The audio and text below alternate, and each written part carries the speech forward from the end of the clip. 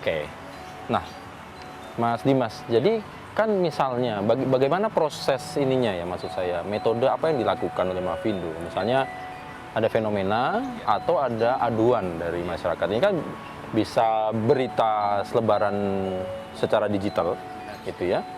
Ada juga tadi apa hasutan boleh dikatakan ya. Ini yang, nah itu bagaimana mengklarifikasi, kemudian kita memberikan jawaban bahwa oh ini adalah fitnah, hoax, atau ini adalah oh tidak, ini memang fakta.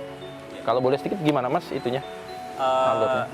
Yang pasti itu nanti akan ada pelatihannya untuk siapa yang menjadi fact checker. Itu yang pertama. Sehingga ada SOP yang dijalani di sana. Selebihnya yang tahu itu adalah fact checker terhadap profesionalnya.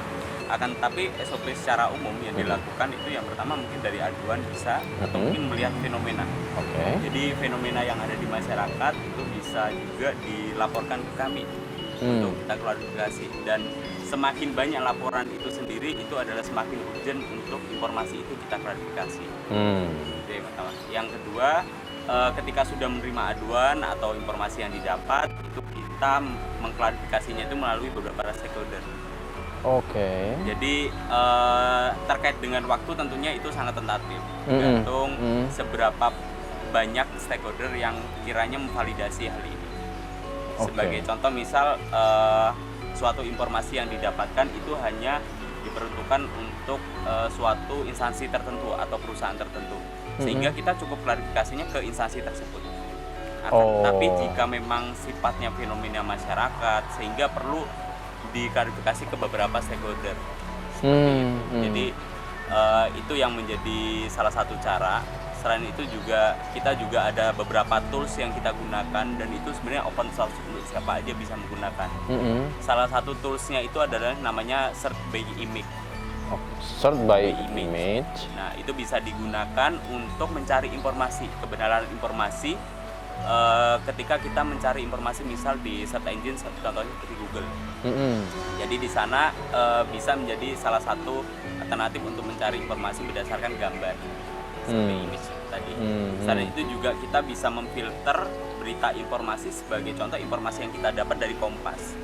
Sehingga kita bisa mencari atau search engine tertentu menggunakan pencarian yang hanya muncul websitenya Kompas saja, kayak gitu. Dengan tanggal tertentu atau hari tertentu, juga bahkan jam tertentu. Jadi di Mavindo sendiri ada tim yang akan mengklarifikasi berita-berita atau hal-hal yang ditanyakan oleh masyarakat atau fenomena-fenomena yang lagi mungkin viral atau segala macam ya. Jadi itu diolah, kemudian mengklarifikasi kepada stakeholder sebelum dinyatakan ini hoax atau bukan hoax. Nah, jadi kemudian misalnya ini ada hoax dan ini bukan hoax, hasilnya itu keluarnya bisa dilihat di website kami, yaitu di turnbackhoax.id. Ada di sana. Jadi yang konten atau berita-berita yang ada di turnbackhoax ini adalah produk dari Mavindo. Benar sekali. Dan itu bisa dipertanggungjawabkan maksudnya ya. Jadi validitasnya, klarifikasinya bahwa kalau ini nyatakan hoax, ini memang betul-betul hoax. Gitu ya. Kalau ini bukan hoax, ini memang bukan hoax. Ini fakta gitu. Jadi ini biar masyarakat juga bisa paham ya, karena nah ini kan fenomena banyak ya. Tadi kan ada 3 boleh dikatakan ya, ada hasutan, kemudian penipuan digital. Nah, satunya lagi adalah hoax tentang kesehatan ya. Tentang hoax kesehatan ini bisa muncul kenapa nih kemarin? Latar belakangnya apa? Pastinya. Pada saat pandemi kemarin. Karena itu kaitannya dengan program kita yang ada di salah satu program yang ada di Mavindo itu sendiri.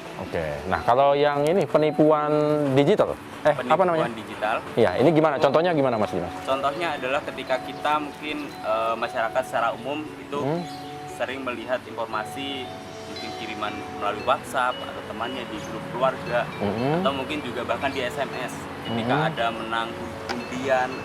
Masuk di situ ya? Berarti itu masuk dalam penipuan digital. Penipuan digital. Tuh, banyak banget itu ya, sekarang lagi beredar. Itu juga kita memverifikasi itu ya? Benar, kita membantu untuk verifikasi itu, kebenaran informasi yang ada di sana.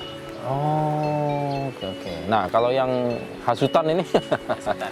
Ya, kalau untuk hasutan itu larinya bisa ke ujaran kebencian, jadi salah satu, atau untuk ujaran kebencian berkaitan dengan SARA, terus salah satunya juga ke salah satu tokoh publik barangkali yang kiranya itu yang lebih diserang juga ya.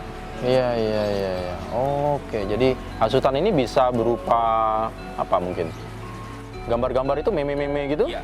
Oh, itu masuk bagian dari itu ya? Masuk bagian dari itu. Oh, mungkin secara verbal juga, mungkin ngobrol-ngobrol akhirnya Bisa juga. pertemuan, misalnya arisan atau ketemu di rumah atau kampung akhirnya membahas sesuatu yang Sifatnya bukan fakta. bukan fakta. Yang disalahkan itu adalah termasuk bisa jadi masuk dalam hasutan. Iya. Tapi kalau misalkan untuk sebagai opini itu masih belum bisa kita klarifikasi. Jadi poinnya di sana. Oke, ya baik. Jadi menarik ini ya. Jadi memang itu banyak dan beredar dan ada di sekitar kita, ya. Benar sekali. Ya. Nah, kemudian Kanto melihat ke depan, kemudian Mafindo apa nih program-programnya ini? Sasarannya apa yang melangkah? Kan baru Juni kemarin sudah, kalau nggak salah sudah ada pelatihan juga ya?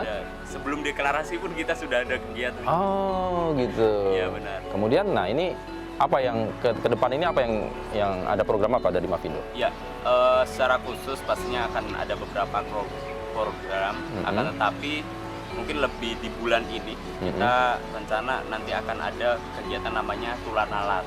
Jadi Tular Nalar itu program yang diinisiasi oleh Mafindo khususnya untuk literasi digital bahkan untuk warga lansia.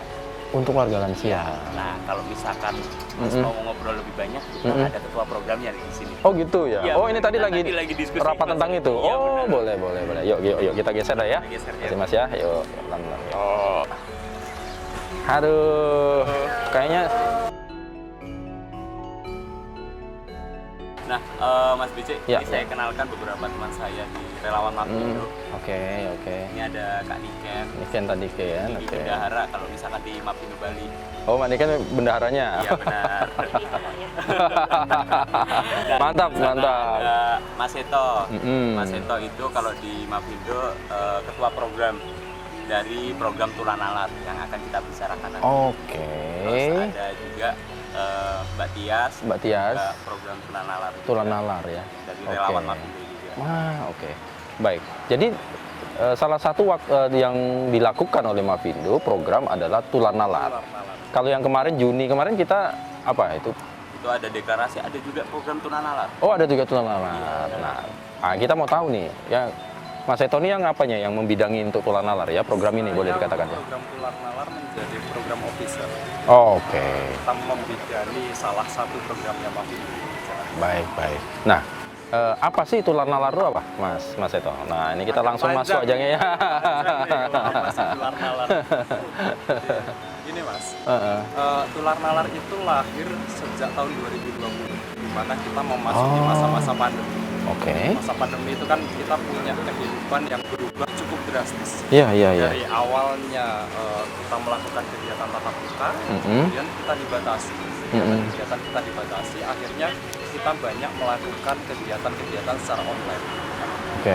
Sementara masyarakat Indonesia pada umumnya itu belum punya tools, belum punya materi, baik apapun ya sebenarnya ya, di banyak hal tentang materi-materi berkegiatan secara online, baik itu untuk kegiatan pendidikan, baik itu untuk usaha maupun yang lain-lain. Nah, kemudian salah satu yang diupayakan oleh Mafindo sebagai salah satu kelompok penggerak literasi digital terutama adalah memperkenalkan satu program edukasi yang bisa dilakukan secara online. Waktu itu kita bikin satu program untuk mahasiswa dan dosen dulu awalnya. Karena kami merasa dosen dan mahasiswa ini berpotensi untuk mengajarkan lagi ke yang lain-lainnya. Jadi salah satu yang pokok banget nih diberikan bekal adalah dosen dan mahasiswa pelajar SMA gitu. Nah, kemudian kita meluncurkan platform pembelajaran digital, kita beri nama program ini Tular Nalar. Awalnya begitu, kemudian pembelajaran tentang apa? Pembelajaran tentang banyak. Jadi kita mempelajari literasi digital yang kita bagi dalam 8 tema. Ada tentang pelajaran dasar literasi digital, tentang kebencanaan, bagaimana kita mengelola informasi bencana yang hadir lewat digital. Kemudian informasi tentang kesehatan, tema tentang kesehatan. maupun sampai tema-tema disabilitas. Jadi merangkul sesama, karena media digital itu kan nggak hanya dinikmati oleh kita, tapi juga teman-teman kita yang istimewa. Oke. Jadi ada 8 tema yang semuanya bisa dinikmati di platformnya tularnalar.id. Oh, oke. Ini cerita awal ya Mas. Kayaknya berkembang nih kan. Nah, kemudian berkembang. Mulai dari 2000 tadi, 2020 tadi. Nah, kemudian mereka tetap memang fokusnya kepada informasi-informasi, meskipun dibagi 8 tadi adalah informasi-informasi yang perlu klarifikasi. Yang perlu klarifikasi. Oke. Nah, kemudian apa yang dilakukan dengan tular nalar ini? Seperti apa, Mas Dimas? Ada banyak Oke. hal, baik hal-hal itu terkait pengetahuan dasar, pengetahuan umum maupun pengetahuan teknis. Pengetahuan teknis adalah cara-cara memeriksa informasi, itu contohnya. Kemudian pengetahuan dasar adalah bagaimana ketika kita menerima informasi, yang paling pokok adalah kita bisa berpikir lebih kritis. Oke. Kan? Jadi tanpa kita dapat banyak tools, kita tahu bagaimana harus menyaring informasi yang datang. Itu adalah prinsip-prinsip tular nalar yang kita ajarkan. Gimana sih biar aku bisa berpikir lebih kritis, biar aku bisa tidak termakan badai informasi yang terlalu banyak. Nggak semuanya salah, nggak semuanya benar. Harus bisa kita saring mana yang benar, mana yang salah. Pengetahuan skill itu yang kita coba ajarkan lewat pelatihan, lewat tools-tools yang kita bikin, maupun lewat platform pembelajaran. Oke. Nah, kalau melihat dari pengalaman dari Mavindo lewat tular nalarnya, kalau dari mereka yang sudah dilatih atau mereka yang sudah mendapat itu tuh apa sih Mas Seto, hal-hal yang sangat apa ya, yang menjadi Gitu kuat kan? ya, boleh dikatakan gitulah. Ada 3 yang sangat sering muncul dari pengalaman teman-teman yang menerima pelatihan-pelatihan tular nalar. Yang pertama adalah kasus-kasus penipuan digital. Kasus-kasus penipuan Kasus digital. penipuan digital. Baik itu penipuan lewat SMS misalnya, Ya. lewat WhatsApp, maupun lewat link-link internet. Oke. Karena kita sering mengakses, kita nggak tahu link kemana link gitu. Kan. Iya. Atau bahkan telepon langsung juga bagian dari itu. Kan telepon langsung juga bagian dari. Oke. Jadi ada banyak sekali lini yang kita sering jumpai, tapi kadang kita nggak sadar juga. Bisa jadi kita memang belum tahu, bisa jadi secara emosional kita terpengaruh yang lain sehingga akhirnya kita terjebak ke hal-hal yang kayak gitu. Kemudian yang kedua adalah memasuki masa-masa pandemi ini banyak sekali beredar tuh hoax tentang kesehatan. Betul. Oke. Contohnya apa kalau kemarin tuh? Apa yang banyak menyesatkan bahasanya ya? Masih menyesatkan tentang vaksinasi misalnya. Oke. Dalam vaksin ada isi chipnya. Iya. Oh iya ya, waktu awal-awal dulu gitu ya, ada kegaduhan Kita pemikiran. Kita nanti akan terinfeksi oleh bla bla bla bla bla, itu banyak sekali. Kita mengcounter, Mavindo mengcounter kemarin tentang itu. Awal-awal Mavindo berusaha mengcounter. Oke. Kemudian berita itu kan terlalu banyak. Makanya kita fokuskan, kalau kita mengcounter dulu nggak habis-habis. Kita perlu membekali orang-orang gimana caranya biar masing-masing individu juga bisa mengcounter itu sendiri tanpa harus bergantung pada toolsnya Mavindo, Pak. Oke. Kalau yang ketiga kemudian Yang ketiga adalah hasutan. hasutan. Hasutan ini hoax yang nggak. Bentuknya apa? Kalau hasutan ini lebih ke bentuknya apa? Hasutan itu bisa banyak. Ada kepentingan tertentu yang pengen, misalnya sosok A pengen dijatuhkan.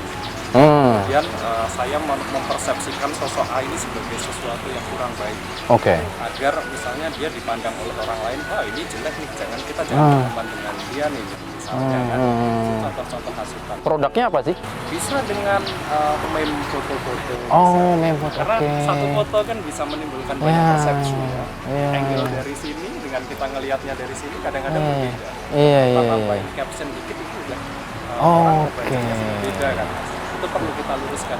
Jangan sampai orang hanya memandang dari sisi itu. Iya. Nggak bisa pandang dari sisi sehingga informasi itu lebih objektif. Iya. Oke, menarik nih. Nanti kita lanjut lagi. Saya cuma ingin tahu kemudian sasarannya yang akan kita ajak tular nalar ini siapa gitu kan, kalau program gini ya, ada Mas Dimas. Tapi nanti ngobrol boleh loh Mbak Tia, Mbak Niken ya, ngobrol-ngobrol ya.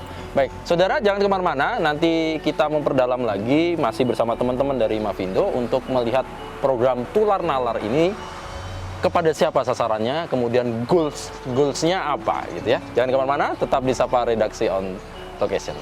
Yuk minum.